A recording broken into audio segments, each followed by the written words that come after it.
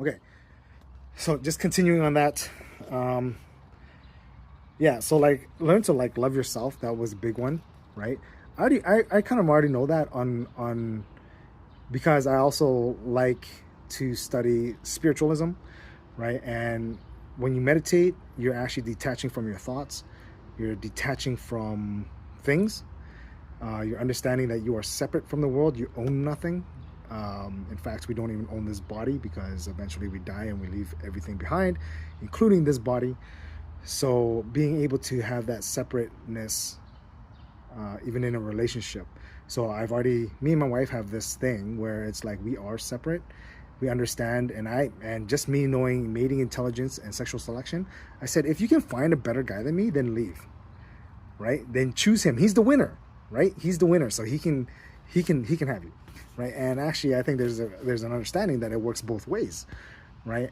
So it's actually like we don't belong to each other in any way, right? So that's another thing that he talks about in here is you don't own the other person, so you can't expect the other person to be responsible for your happiness. And on top of that, they're actually probably struggling sometimes with their own management of themselves, and you're expecting them to manage your emotions too.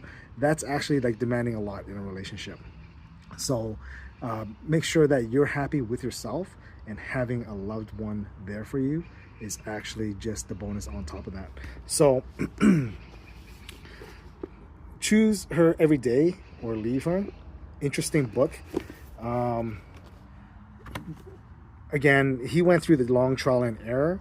I think like a lot of this, it like throws me off because a lot of it seems like common sense to me, but by reading this book and the following that he has tells me that this is not common sense for people. And I think it's because of me actually like always like learning and wanting to learn and study about things. It gave me a little edge, right? He was talking about he never had a father to teach him that. And you know what? I'm going to say the same thing. I never really had a father to teach me this either. And actually, I was super introverted, super shy. I actually dated my wife in junior high for a week. And she's like, this is a stupid relationship because I didn't even talk to her. I was so shy.